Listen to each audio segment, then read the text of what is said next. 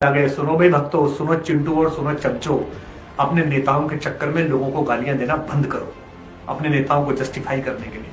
क्योंकि जिन्हें तुम गालियां देते हो 25-25, 30-30 साल, एक सरकार और एक सीट का संकट आते ही वो दूसरी पार्टी का गरियाया हुआ आदमी तुम्हारे यहाँ चाचा जी बन के आके खड़ा हो जाता है पिताजी के कहने पर। जाके देखो मध्य प्रदेश में 30 साल से गाली देते थे, खानदानी गद्दार बताते थे, अब खानदानी चाचा जी बोलते हो।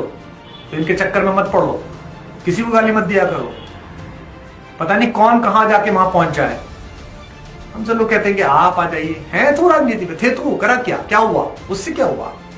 समाज का जो गटर है उसके अंदर जो गंदगी है वो राजनीतिक प्रतिबद्धताओं की वजह से है। इन पॉलिटिकल लीडर्स को मालूम है इस नाले का पानी इधर गिरेगा, इस नदी का पानी इधर गिरेगा, खटबदाएगा, मछलियां मरेंगी, परेशानी होगी, फिर ये पानी हमारे यहाँ गिरेगा, बाद में जाओ। लास्ट मोमेंट में हम ले आएंगे, हिंदू ले आएंगे, मुसलमान ले आएंगे, कोई हैदराबाद में बैठ के बोलेगा, कोई दिल्ली में बैठ के बोलेगा, कोई लखनऊ में बैठ के बोलेगा, सब कुछ हो जाएगा। क्योंकि भक्तों, चमचो और चिंटुओं, जब हम जिस पार्टी में थे, जिस पार्टी को हमने अपने खून पसीने से बनाया था, उसके एक बदतमीज नेता ने देश की सरकार के खिलाफत जाते हुए, पार्टी के खिलाफ जाते हुए सेना के शौर्य पर प्रश्न चिन्ह लगाया था। और हमने अंदर खड़े होकर सवाल पूछ लिया था उससे, बाहर निकल के भी कह दिया था कि ये बेकार का वीडियो की कोई जरूरत नहीं थी। उसके बाद अपना वीडियो जारी कर दिया था। तो आप तो बड़े खुश थे, हमारा विश्वास बहुत साहसी आदमी है, एक ही तो अच्छा आदमी है, देखो कैसे सवाल पूछा, कैसा सेना के साथ खड़ा हो गया। तो आप सवाल नहीं पूछोगे अपने नेताओं से, नहीं पूछोगे कि 14 दिन तक उसको ड्रामा क्यों कहते रहे, शुरू के 8 दिन उस बच्ची के बलात्कार को किन दबंगों के कारण कहते रहे, उसके बाद उतनी देर उसके इलाज में क्यों हुई, उसको पहले दिन अच्छा इलाज क्यों नहीं कराया गया, रात को गुपचुप लाकर जिस तरीके से उसका संस्कार किया है, और अब ज्ञान दे रहे हैं हमको। एक दूर के रिश्ते के बाबा लाके दूर से जलता हुआ शव दिखा दिया कि देखो वो शव जल रहा है, उसका फोटो खींच के, नहीं परिवार वाले तो थे, उसके पिता और उसकी मां का वीडियो देखा जो पूछ रहे कि हमको दिखाया भी नहीं गया। सनातन संस्कार तो छोड़िए, चलिए उसमें तो अनुमति है ही नहीं कि सूर्यास्त के बाद संस्कार हो, पर छोड़िए, आपको उन संस्कारों से लेना देना नहीं है, आपको अपनी आउटरीच से लेना है, आपको बाकी चीजों से लेना। पुलिस की हिम्मत हो जाएगी, और जब आपको सवाल पूछने हो तो आप बहाने बना देते हैं। बेरोजगारी पे सवाल करो, जनसंख्या बहुत बढ़ गई है, तो घटाइए ना, बनाइए कानून। किसने मना किया? 6 साल हो गए, कोई आपसे मना करेगा क्या? देश में कौन ऐसा आदमी है, कौन लड़का लड़की है, कौन हिंदू मुसलमान है, पूछ के बताइए पढ़े लिखे। मेरे फेसबुक पेज पे 60 लाख लोग हैं, आप सब लोग मेरे दोस्त। मेरे ट्विटर पर आप 1 करोड़ लोग हैं। मुझे बताइए कौन मुसलमान ऐसा है जो मना करेगा, कौन हिंदू ऐसा है जो मना करेगा? कौन चाहता है कि अच्छे बच्चों को अच्छी शिक्षा ना मिले, अच्छा स्वास्थ्य ना मिले, बच्चे 2 हो सिर्फ? आसपास आंखें घुमा के देखिए, आपके परिवार में जो आपके भाई हैं, आपकी बहनें हैं, आपके रिश्तेदार हैं, उनके कितने बच्चे हुए हैं? एक पीढ़ी में 5 बच्चे हो रहे हैं, 6 हो रहे हैं, और जिनके यहां हो रहे हैं उनको अगर दंड मिले इस बात का कि बाकी बच्चों को नहीं मिलेगा सरकारी सुविधाओं का सुख या सरकारी नौकरी में वरीयता, तो क्या समस्या है? आपको बनाइए, बट नहीं, आपको बनाना नहीं है, आपको कानून नहीं बनाना, आपको अपनी बात टालनी है। बेरोजगारी, जनसंख्या है जी, रेप, संस्कार बिगड़ गए जी लड़कों के। क्यों? पिछली सरकार क्यों आ रही थी? क्या कहते थे उनके नेता? लड़कों से ऐसी गलती रहती है तो हरा दिया, उनके लड़के को ही घर बैठा दिया, गलती रहती है तो गलती करो, सजा भुगतो। फिर अब आपके लोग लेके आए, संस्कार बिगड़ गए हैं। एक्चुअली संस्कार सुधारने चाहिए, घरों में ऐसा व्यवहार होना चाहिए। वाह, असली मुद्दे से आंख बचाने के लिए बहाने मत तलाशिए। लोग समझदार हैं, छोटी छोटी गलतियां पकड़ते हैं, हम भी जानते हैं, हमारी भी पकड़ते हैं, जरा सी गलती करते हैं पकड़ते हैं, थोड़ा व्यस्त हो जाते हैं, अपनी माँ के पास चले जाते हैं, घर चले जाते हैं, किसी बात पर टिप्पणी नहीं कर पाते, लोग चरस बोल देते हैं, बोलिए इस पर कुमार जी, बोलिए इस पर कुमार जी बोलते हैं। फोन आते हैं सरकारों के, मुख्यमंत्रियों के आते हैं, केंद्रीय मंत्रियों के आते हैं, विपक्ष के लोगों के आते हैं। विपक्ष के आप बोलिए बोलिए, वो कहते नहीं आपको पता नहीं है उसमें ऐसा था, आप मत बोलिए। उसके बाद भी बोलते हैं ना, क्योंकि चाहिए किसी से कुछ नहीं, ना पद्मश्री चाहिए, ना राज्यसभा चाहिए, ना तुम्हारा पुरस्कार चाहिए, ना तुम्हारी सरकार चाहिए। वसुंधरा जी से पूछा था ना राजस्थान में जाकर, उत्तर प्रदेश में पूछते थे ना अखिलेश यादव से, अब पूछते हैं ना योगी जी से, पूछते थे कमलनाथ जी से, पूछते हैं शिवराज पाटिल से, शिवराज चौहान से। तो भाई सवाल तो पूछिए, शर्म तो आएगी, किसी पर गाज तो करेगी। पुलिस वाले की हिम्मत हो जाएगी, एसपी की हिम्मत हो जाएगी, रात को आधी रात आके एक बिटिया के शव को मां बाप को दूर घसीट के और आसपास के कूड़ा कचरा डाल के जला दे, बिना संस्कार किए उस बच्ची का। और ये मत सोचिए कि आंच किसी के घर पे आई है तो आपके पे नहीं आई, भगवान ना करे, ईश्वर ना करे किसी के घर पे आए। लेकिन सुबह उठ के अपनी बेटियों का मुंह देखिए, अपनी बहनों का मुंह देखिए, और फिर सोचिए कि आप पे आएगी तो क्या होगा। और कभी भगवान ना करे किसी पे आई और सवाल किसी ने ना पूछा तो क्या करोगे? इस देश में कोई सवाल ही नहीं पूछता जी। अरे फिर दे देना वोट यार, फिर लाइन में लग देना, फिर चले जाना चिल्लाने के लिए। अभी तो सवाल पूछोगे रबान पकड़ के कि बड़ी बड़ी कोठियां दी हैं, 20-20 बीघे के मकान दिए हैं, 1-1 हजार आदमियों का स्टाफ दिया है रोटी खाने को, चलने के लिए हेलीकॉप्टर दिए टैक्स के पैसे से। आप सवाल ही नहीं पूछते, किसान आंदोलन आप सवाल ही नहीं पूछते हैं। देश के 60% लोगों के जीवन पर एक निर्णय हो रहा है, उस पर नहीं है, बातचीत नहीं है, माहौल नहीं बना, संवाद नहीं हुआ, आपने सवाल ही नहीं पूछा। राज्यसभा में कुछ सांसदों ने गुंडे की, उसकी मैं निंदा करता हूं, बदतमीजी है, अभद्रता है, उस पीठ की मर्यादा की विपरीत बात है। आदरणीय वेंकैया जी को कोरोना हुआ है और बहुत आदरणीय व्यक्ति हैं, मैं उनके उत्तम स्वास्थ्य की कामना करता हूं, मेरे प्रति बड़ा स्नेह उनका है। हरिवंश जी को मैं प्रभात खबर के जमाने से जानता हूं, जब वो प्रभात जोशी के साथ मिलकर पेड न्यूज के खिलाफ आंदोलन कर रहे थे, मैं तब से उनका आदर करता हूं।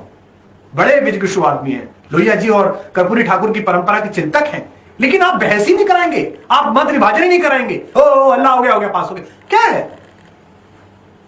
कोई जूलियस सीजर आ जाएगा, कोई मार्कस आ जाएगा रोम की काउंसिल में, तो बस तलवार लेकर हो जाएगा, सब खत्म। ऐसे थोड़ी होगा भाई। तो आपके फेसबुक पर, आपके व्हाट्सएप पर, आपके ट्विटर पर जो भी ऐसा आदमी हो जो इस तरह की धार्मिक कट्टरता की बात करे, जो इस तरह की जातिगत विद्वेष की बात करे, जो अपनी अपनी पार्टी को जस्टिफाई करने के लिए स्त्री अस्मिता, दलित अस्मिता, अल्पसंख्यकों के खिलाफ बात करे, उसको तुरंत ब्लॉक करिए, चाहे वो बहुसंख्यक हो चाहे अल्पसंख्यक हो। पहले से समझाइए, ना माने हद हो गई आपकी।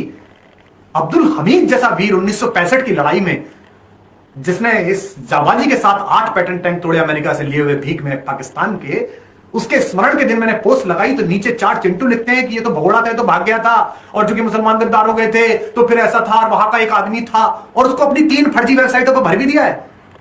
लेकिन हगने से पहले साफ करना भी तो सीखा करो। 1965 की लड़ाई में और लिख दिया चूंकि इंदिरा गांधी मुसलमानों को, इसलिए इंदिरा गांधी ने अब्दुल हमीद को पुरस्कार। अबे मूर्खो, लाल बहादुर शास्त्री प्रधानमंत्री थे, और न केवल लाल बहादुर शास्त्री ने बल्कि पाकिस्तान की उस समय की सरकार ने उसे मर्द मुजाहिद कहा था, और कहा था एक मर्द का बच्चा हमसे लड़ा था। मैडम गांधी तो सूचना एवं प्रसारण मंत्रालय में राज्य मंत्री थी, छोटी सी, सिर्फ नॉमिनल बैठी हुई थी, और उस जमाने के नेहरू के विरोधी उसे नेहरू की गूंगी गुंडिया कहते थे। पर तुमको तो चोरी करनी थी, तुमको तो अपने लोगों को सही सिद्ध करना था, तुम्हें हिंदू मुस्लिम वैमनस्य फैलाना था, तो तुमने तुरंत अब्दुल हमीद भी नहीं छोड़ा, महात्मा गांधी नहीं छोड़े, नेहरू नहीं छोड़े, सावरकर नहीं छोड़े, कोई आदमी तुमने नहीं छोड़ा, बस तुम्हारी वोट मिलनी चाहिए। गिद्धों को भी शर्म होती है कि वो मरने का इंतजार करते हैं, तुम तो मरने का भी इंतजार नहीं करते। तो इसलिए क्या दे रही है तुम्हें सरकारें, क्या दे रहे हैं तुम्हें ये लोग? 2 रुपए पर ट्वीट। इससे अच्छा तो बेलदारी कर लो, वहीं आ जाओ, मैं खेत में काम करता हूं, आ जाओ, धान में कटाई होनी है, वहां घास बहुत उगटी हुई, वहां आओ, 400 रुपए की बेलदारी होती है, दहाड़ी होती है, अच्छा तो लगेगा, शर्म तो नहीं आएगी खुद पे लिखते हुए, ऐसा नहीं था वैसा नहीं था। अरे भाई, इसको जस्टिफाई करते समय अपनी बेटी का मुंह देखना, आज फिर बात करना, दे देना वोट। दूसरी तरफ वो मीडिया वाले, मैं आपसे क्यों बात करने आया हूं, क्योंकि चैनल्स तो बहुत पूछ रहे, टिप्पणी करोगे क्या, करवाओगे क्या? हम तो टिप्पणी करेंगे, तुम करवाओगे क्या? नशा बहुत बड़ी समस्या है, निश्चित रूप से बड़ी समस्या है। किसको नहीं पता कहां से आता है, किसको नहीं पता तस्करी कहां से हो रही है, किसको नहीं पता कौन इन्वॉल्व है। पंजाब के दौरान मैंने गीत लिखा था, 24 मुकदमे हुए थे, हुआ कुछ? किसी ने कहा जी आपके साथ हैं, 24 मुकदमे हो गए। जिस पार्टी में रहते तो उनके लोगों ने कहा, जो जाके खालिस्तानियों से बात कर रहे थे कि किस तरह सरकार में आ जाएं, उन्होंने कहा कि आओ चलो आपके साथ लड़ते हैं नशे के खिलाफ। और ये इसलिए कह रहा हूं कि जिंदगी में नशा तो छोड़ो, सिगरेट भी नहीं पिए, कभी कोई नशा नहीं किया, तब कह रहा हूं हिम्मत के साथ। बस पूरा मैं 6 दिन बाद लौट के आया खेत से, मुझे टीवी खोला, मैंने कहा शायद कुछ सुधर गया हो, शायद किसानों पर बात हो रही है, शायद किसी बात पर हो रही है। खोला, लाल गाड़ी, काली गाड़ी, पीली गाड़ी। आपको नहीं पता है क्यों हो रहा है, आपको नहीं पता है कैसे होता है, नहीं पता तो समझो कि ऐसे होता है। 200 300 400 करोड़ जितने में चलता है ना डब्बा, ये एक दुकान जितने में चलती है चैनल की, ये प्रायोजित कैसे होती है? ये प्रायोजित होती है कि ये वाली खबर चलेगी। मैंने देखा है और मैंने विरोध किया है। और आज जो ये विरोधी बन रहे हैं, जो चिल्ला रहे हैं, जिनमें हमारे दल वाले भी हैं, तुमको नहीं पता कि तुम क्या करते थे, तुमको नहीं पता कि तुमने वो सेना के शौर्य पे सवाल वाला जो वीडियो बनाया था, उस समय किन 3 पत्रकारों को अंदर बुला के दिखाया था, जो आज भी चैनल में बड़े पत्रकार हैं। तुमको नहीं पता कि तुम मोदी जी बनाते समय किन महान पत्रकारों को बुला के बात करते थे। अब वो पत्रकार ट्वीट करते हैं तो मुझे वो बेशर्म लगते हैं, मुझे वो लफंगे लगते हैं, मुझे दलाल लगते हैं। मैं उन आदरणियों का नाम लेना चाहता, बड़े क्रांतिकारी पत्रकार बनते हो, बड़े सरकार से सवाल पूछते हो। अपने गिरेबान में जाके देखो कि एक सरकार के दरवाजे पे जाके कैसे रात को खड़े होते थे, कैसे अरविंद के बेडरूम में घुस के वहां जाके चर्चा करते थे कि कल का ट्वीट कैसे होगा, कैसे उन अकादमियों के सम्मान ले आए हो तुम लाख लाख रुपए के, कैसे तुमने अपने लोगों को कॉलेज के प्रबंध समितियों में मेंबर बनवाया है, कैसे कैसे तुमने इसके फायदे उठाए हैं, और तुम निष्पक्ष बनते हो। इसलिए इस बिके हुए समय में, जब ये भी सब बिके हुए हैं, आप और हम बचे हैं सामान्य नागरिक, जो बोलेंगे तो सरकारें सुनेंगी। इनकी औकात नहीं है। अन्ना हजारे ठीक कहते थे, इनकी नाक दबाओ तो मुंह खुलता है, इनकी नाक दबाइए इनका मुंह खुलेगा।